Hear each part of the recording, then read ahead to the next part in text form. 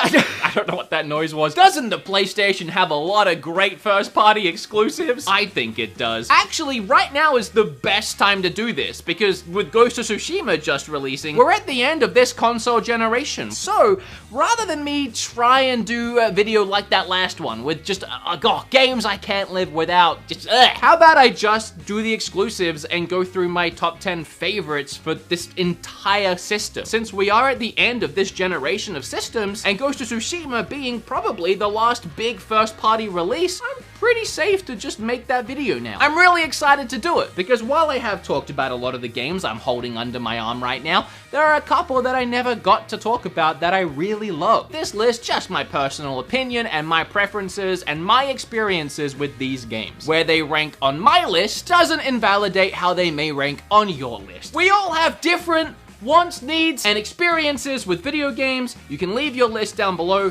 Don't shame me for mine. Don't shame me. With all that said, how about we just get stuck into it? I'm excited. It's been a while since I've made a PlayStation video. It's good to be back. You know why Raycon thinks they're awesome? Probably because their earbuds start at about half the price of other premium wireless earbuds on the market. Okay. Maybe they offer their wireless earbuds in a range of fun colors and patterns. Good for you, Raycon. Way to show off. But do you know why I think Raycon is awesome? Other than the fact that they sponsor my channel every month and it really helps me out. Also because I use these things daily. Even celebrities like Snoop Dogg, Gus Johnson, and Arlo, they're all obsessed with their Raycons. And I'm pretty sure that Arlo doesn't even have ears. I think. Yeah, I listen to my Raycons when I'm out here in the garage, pretending to lift weights, but actually just listening to podcasts. It's good when I'm out here so that I'm not blasting music for all my neighbors to hear and judge me for my taste. Sup, Gary? I work on the internet. It's a whole thing. Raycon's everyday E25s, these bad boys, are their best model yet. So it's actually really hot out here. So if you wouldn't mind clicking that link below or going to buyraycon.com/beatemups to get 15% off your order, I'd appreciate it. So I could go back inside, get on with the video. Alright, I'm technically cheating right off the bat. While I do have some special mentions near the end of this list, I didn't just want to throw Astrobot into a special mention, so instead, it's just my unofficial number 11. The PlayStation VR and I have had a lot of good times together. Just none of those experiences were good enough to crack the top 10. That said, this game is incredible. I have reviewed it once already on the channel and went through how much I absolutely adored it, but to summarize really quickly, this game feels like a Nintendo game in every sense, from just the at its core fun gameplay to the cutesy visuals and just the unique approach the developers took to designing each level. If you love all of those fantastic Nintendo platformers and you also have that interest in VR, this is the perfect blend of both of those things. It is by far one of the best VR games I have ever played and deserves to at least be talked about in this video. Death Stranding is my number 10 on this list. This might upset some people. I actually really enjoyed this game. It's not perfect, and it has a lot of flaws, and Chapter 3 is very slow, but there's also a lot I loved about this game. I enjoyed my experience playing Death Stranding so much that when I finally did finish the game, which took me hours and weeks after launch, I wrote up a whole script for a review, and I tweaked that script, and I kept going back to that script, and I just couldn't decide what I wanted to say, because everything I wrote felt like I was trying to justify why people didn't like the game, and it didn't really come together. So I never ended up making the video, even though I did write a script that in the end I was very proud of. What I really tried to tackle in the review that didn't end up happening is why the game is so slow paced. And I feel like if I summarize it, it's not gonna have the same meaning, but here we are. In the world they now live in, Sam Porter is a 1 in a million kind of guy. So when you're given that job to trudge from one side of the United States to the other, it's a dangerous, but also very boring job, which is why he didn't want to do it. And I believe that Kojima wanted you to feel in the first few chapters how boring his job was. and it worked. Yeah, it was very boring, and a lot of people couldn't even get through the first few chapters, and I don't blame anyone for that. But at about the 4th chapter, Sam finds himself getting tangled up in a storyline much bigger than he anticipated when he accepted the job. I just instantly got engrossed at that point. I went from almost giving up on the game to there being not a chance of me putting it down. The action, and especially the story, had me totally gripped and immersed in this world. It's very interesting to look at it retrospectively with the current climate we're dealing with now. In this world, everyone lives behind closed doors. You travel miles to get to these places, and no one even bothers to open their doors and come and meet you face to face. Everything is digital. The world runs on likes and working together as a community, but through the digital world. A lot of people criticize that as Kojima trying to make some weird statement about the way the world is heading, and here we are just months later, and this game couldn't be more relevant than it is now. By the end of this game and the final moments of storytelling, I was in tears, and not many mediums from movies, TV shows to video games have moved me to the point of tears. Oh, I was struggling to hold them back. Needless to say, I was invested, and I really enjoyed the game. I'd love to dive further into this game, but I don't know, maybe there's another chance somewhere down the line. The Final Fantasy VII Remake. This one might be a lot higher on most of your lists, but I think you'll understand when I say the reason why it's lower on mine, I don't have nostalgia for the game. I never really played it back in the day. I didn't get very far, and I really don't remember anything that I played. Final Fantasy IX resonated with me a lot more. I adored Final Fantasy IX. From the moment I played it and replayed it and replayed it, I was in love with that game. Final Fantasy IX was, for me, what Final Fantasy VII is to the rest of the world, it seems like. So when this remake came around and the entire world exploded with excitement, there was me thinking, shame it's not Final Fantasy IX. And I didn't think when I played it, it would ever hit a top 10 list for me, because I didn't have that nostalgia. But this remake, it's freaking good! As someone who doesn't hold the original very close to his heart, I feel like they did a great job remaking it and retelling the story. Oh, the combat is perfect. I have never experienced a real-time action combat system being perfected in this way. Switching between all the characters, taking those split seconds to slow down time and plan your next move. For those that did finish it, you'll know what I'm talking about when I say they really focused on the characters' fates and them wanting to change their own fates. And I feel like, considering they really wanted to expand on this entire universe, the most interesting way to do that would be to shake things up a little bit and having the characters themselves decide to change their own fates and change the outcome over what was predetermined for them. That predetermined story being the original game was a very clever way of not really breaking the fourth wall, but having these characters break out of their expectations from the fans and people that played the original game and go in a new direction. A very clever way to shake things up and make things a little different. I just love what they did throughout this entire game, but specifically so towards the end. Where's my Horizon Zero Dawn? Oh, there it is.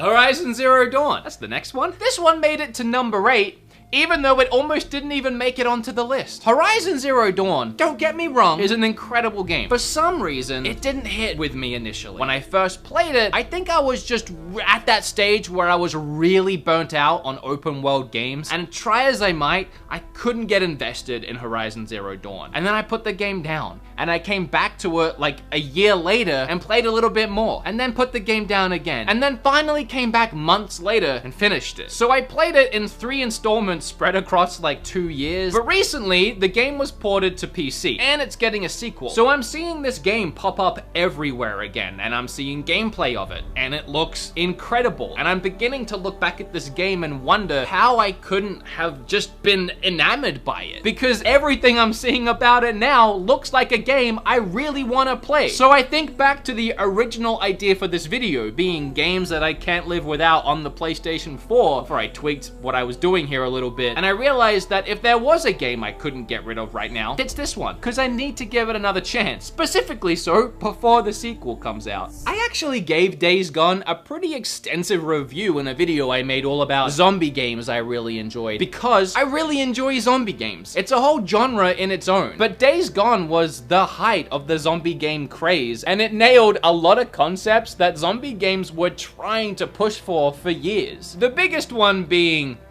the zombies, the way that they interact with you and the environment, and the sheer amount of them pouring onto the screen at one time. My golly gosh, it is so great to have a good zombie game on the PlayStation 4 and having a console that can process this many zombies running at my face at one time. Now I'm looking at the PlayStation 5 and its SSD like, what? Days Gone 2. Let's step up the crazy. This game also wasn't perfect, and a lot of people couldn't get into it, and I can totally understand that. The game did drag its feet a little bit, especially with the story, but the biggest draw to the game for me, the zombies. It was so fun. It was so fun at its core. I do hope they make a sequel for this one. I just really enjoyed it.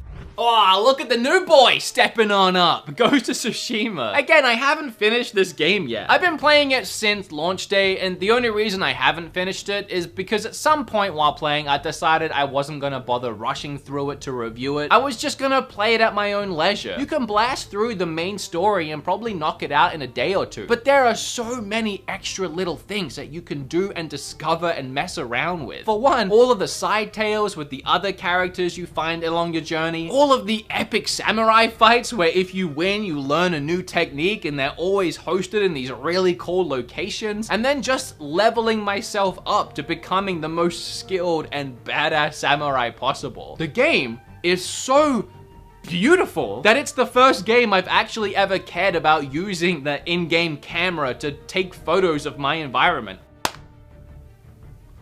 Oh gosh. But in Ghost of Tsushima, I've been doing that all day because it's so beautiful to look at. So many dynamic colors and lightings and weather effects. It is a gorgeous game to behold. The gameplay is also perfect. I don't know what else I could ask from it. I'll say that I have so many different gadgets and abilities and special techniques that even now, halfway through the game, I feel pretty indestructible. I wouldn't say it's a hard game, but it's fun. It's fun in every sense of the word. I hope Sucker Punch takes this game and builds upon it to give us something new, fresh, and even more exciting in a sequel game set in this world. They made Infamous games and all of a sudden they make this? That's such a, I don't know. I'm proud of you guys. Good job. You could be the new Naughty Dog. You keep this up. Good job. I don't know if I could take any PlayStation top 10 list seriously if the person doing the list didn't include Uncharted somewhere. I'm gonna bundle Uncharted Collection and Uncharted 4 I gotta stop breaking these cases today. Just into the same spot on the list. Uncharted Lost Legacy. We'll just put this over here. And we'll talk about these two. The first Uncharted I played was Uncharted 2. Skipped the first one, and it's a little rough going back to it. That said, it is nice to go back and see where the story began. It really took off running in the second game. Uncharted 2 has one of, if not the greatest opening to a video game ever. Climbing up through this train will teach you pretty much everything you need to know about climbing and dealing with the in-game mechanics for the rest of the adventure too. So both in the story and the pacing and the gameplay mechanics, this first part of the game just sets everything up, teaches you everything you need to know, tells you everything you need to know, and just good luck with the rest of the game. They take that momentum and it just bleeds straight into the third game. The third game, I love it, and it's honestly comparable, if not equal to the second one. It's just that the third one didn't really have that train moment. It didn't really have the equivalent of something new, and it was just more of the same, but that same is so good that I would take more of the same, and I loved it. The fourth is in a whole nother level of video game, and I would say they perfected the game in the fourth. It was just way more cinematic. It was a shorter experience to kind of tie up the end of the Uncharted story. It just felt a little bit more like I was having my hand held through the adventure, and I was sort of experiencing the epic story rather than taking part of the epic story. It was like interacting and playing an incredible 8-hour-long movie and watching the story unfold and having some really cool moments like with the Crash Bandicoot playing the game in the game. That was pretty cool. Maybe my standards were set too high after Uncharted 2. And don't get me wrong, as I said, I love Uncharted 4. 2, 3, and 4, all really great games. Just like the second the most. Hey, I hate still cases. I'm gonna keep this one very short because out of all the games on my list today, Spider-Man is one that I really worked hard on a huge review, and I love how that video turned out. It's like a big retrospective on Spider-Man games in general and my love for them growing up and how we eventually got to here. Go watch that video if you want to hear my thoughts on it. And a reason why it's so high on the list, other than the sheer quality of the freaking thing, I love the swinging mechanic. There's something very therapeutic and relaxing for me in just swinging around New York, and they nailed it in this one. It's the best swinging in a Spider-Man game since the Spider-Man 2 movie game, and I go into all the reasons why in that freaking video. But if you haven't played this one, you're missing out, and I can't wait for the Miles one that's coming on PlayStation 5. Oh, it's gonna, Oh, Persona. I know it's on PlayStation 3 as well. Well, actually, Royal didn't go to, yeah, I'm totally in the right. I haven't even finished it. I know, I'm a fake gamer. I'm a fake. I adore the Persona series. Persona 4 is by far my favorite JRPG of all time. Hands down, period, full stop. I sunk 50 hours into Persona 5 and I loved every minute of it. But it was at a time where Kim and I just began dating when this game came out, and I was flying a lot from Texas to back to Canada, back to Texas, back to Canada. And I actually, when I was flying back and forth, took my PlayStation 4 with me in my bag every time because I was trying to play this game. But it just kind of all became a bit much, and I just didn't have the time, and I forgot that I was playing the game, and then months went by and I realized I had never finished it. And just when I thought, oh, it is time to get back into that game, they announced this. I can't tell you how insanely excited I am to play this game, but it's like 150 hours long. I don't have time. I should probably talk about the game itself. So in Persona games, you find yourself playing as a bunch of school kids who suddenly find themselves stumbling in this dark, surreal world where they have abilities and they can help shape the real world via this surreal world. And Persona 5 focuses on hearts and people's true characters, who people really are and how they really feel underneath their facade. And while I do love the story in these games, and I also adore the JRPG combat in these games, what really gets me is the real life sim management element to the games. You play on a day and night calendar cycle over the course of about a year, and each day it's up to you what you do, where you eat, who you talk to, what relationships you decide to build, and I love it so much and need to finish it. And weirdly, for as big as they are and how popular they are, I feel like they don't get enough love. Play it if you have a spare 150 hours. What needs to be said about Last of Us Remastered? Yeah, maybe it's a little bit of a cop-out because technically it's a PlayStation 3. Shut up!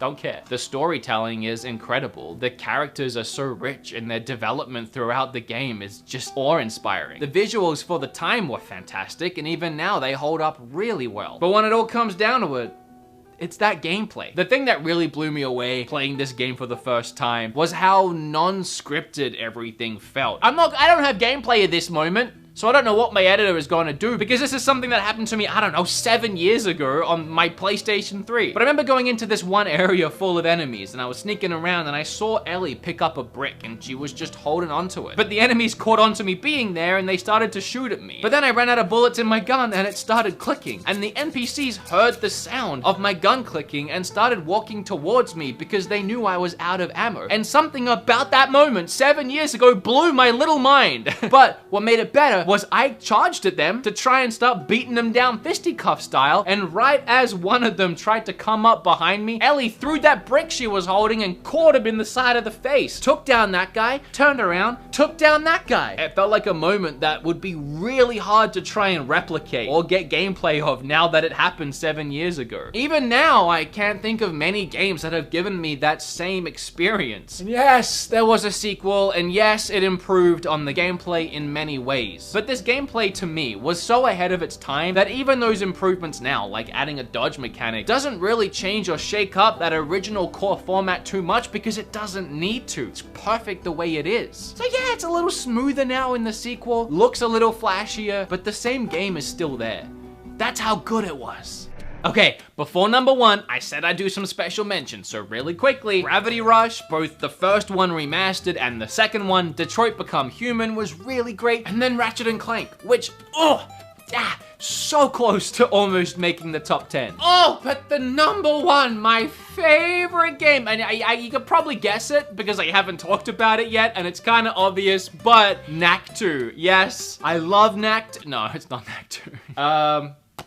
Yeah, it's God of War. Yeah, just a little old game, God of War. I don't know what to say that I didn't already cover in my God of War review. I really like that review too, so go watch that if you want to hear my full thoughts on this game. I put a lot of work into that one as well. God of War transcended gaming this generation. It did something that a lot of us didn't expect to see until next generation in so many ways. From the moment you start, it's one long adventure. You live every second in these characters' lives as it plays out. It's a game you play in real time. It's an adventure and a story you experience with the characters. And to heighten that experience from start to finish, they removed all loading screens. Sure, they hid them very cleverly and sneaky in places, but then throw all that out the window and you just have some of the best hack and slash you've ever seen. Show me something more therapeutic and awesome than throwing a friggin' axe. Just leaving it as long as you want, and then bringing that sucker back. I always wanted to dive back into the game now that I've put it down for so long, but I know that I got so good at the game that if I tried going back into it now, I would just feel pathetic. I would really have to refresh my rusty skill set at this point because I played it a lot and I was knocking out those Valkyries without too much issue.